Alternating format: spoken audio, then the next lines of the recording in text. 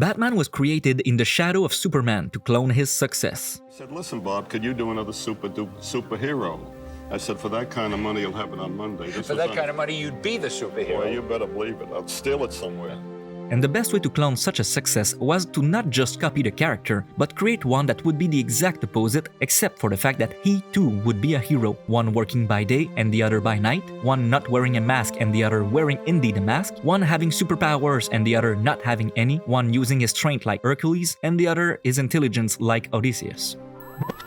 Welcome to Frank Movie Talks, I'm Frank, and today I'm going to explore the differences between Superman and Batman.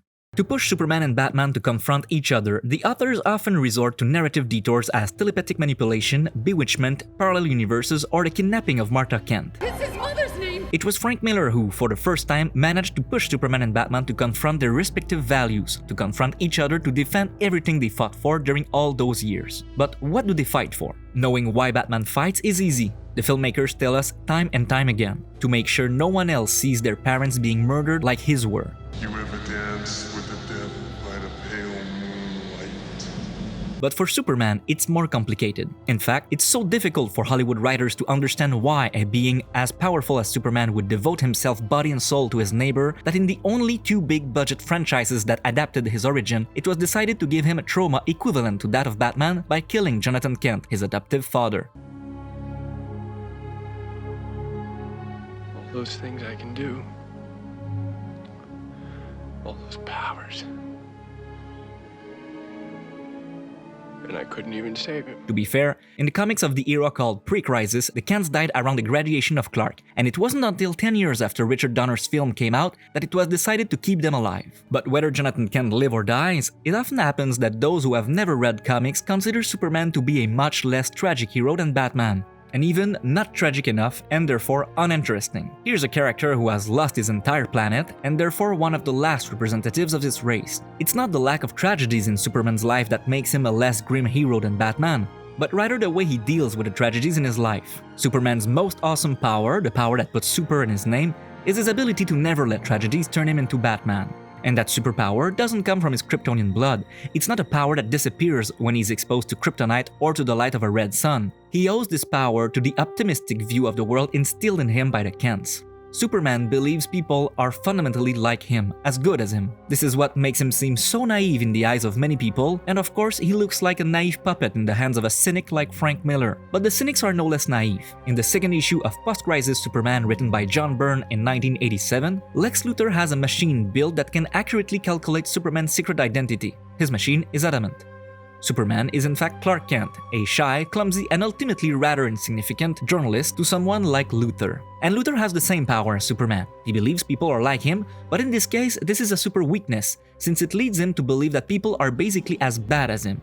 So you hate me? First of all, there's no... This is why he doesn't trust Superman, this is why he wants to kill Superman, and this is why he can't believe that a being as powerful as Superman spends his life disguised as Clark Kent. Ultimately, Luthor doesn't believe the machine's response, convinced it made a mistake.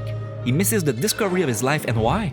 Because even the smartest people in the world get naive when they surrender themselves to cynicism. The Joker, he does exist, right? Those kind of people do exist, but they're very rare. The kind of people who just enjoy being sadistic and enjoy hurting other people, but they're really a small minority. What you assume in other people is what you get out of them. So if we assume that most people are just selfish, then that's the kind of world we're going to create.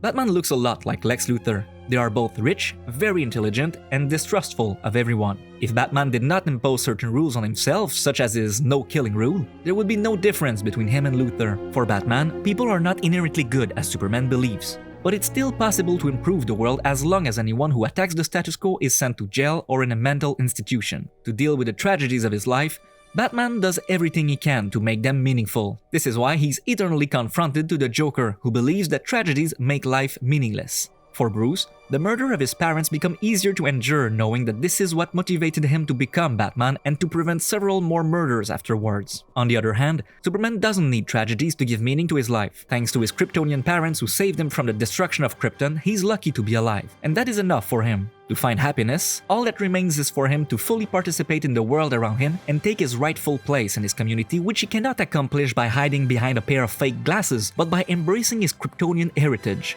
Since this heritage corresponds to moving mountains and throwing lasers through his eyes, Clark had to invent a new identity for himself to make it easier for those around him to accept him the way he is. It's for this reason that, unlike Batman, Superman does not wear a mask. Rather than inspiring fear, he wishes to inspire trust for the humans who have welcomed him. Because let's not forget, Superman is an extraterrestrial, an alien, to use the term that some ill-intentioned people can sometimes use to describe immigrants. And indeed, Superman was created in the 1930s by two young Jewish immigrants who came to America to flee the Nazis, and the destruction of Krypton is an echo to the Holocaust.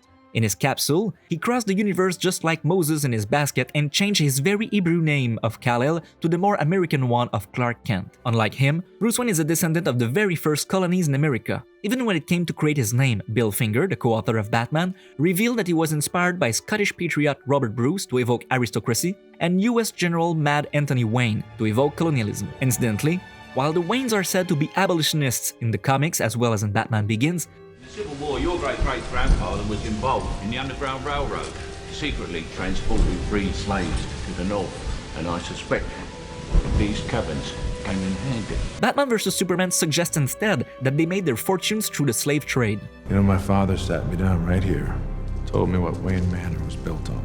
Railroads, real estates, and oil. First generation made their fortune trading with the French. Pelts and skins. They were hunters.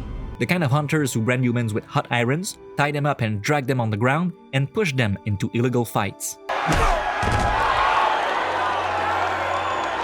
Come on up now, boy. Get yourself a rest. You did a fine job, a real fine job. So how does Superman deal with tragedies? Like Luthor, does he provoke them under the pretext that it allows him to avoid something worse? Like the Joker, does he let tragedies convince him that life is meaningless? Or does he, like Batman, make it an important part of his personality and a pretext to keep himself from being happy? Superman, unlike all these characters, unlike most superheroes who tackle the symptoms of crime and toxic behavior but never the sickness that causes it, doesn't just intervene to save people during tragedies. He tackles the evil as its roots, offering an optimistic worldview, and it is through this superpower that he ends the cycle of fear, anger, and violence. Keep all of this in mind when you'll watch the next episode of this series, which will explore how Batman vs Superman Dawn of Justice failed to properly adapt most of the DC characters it put on screen.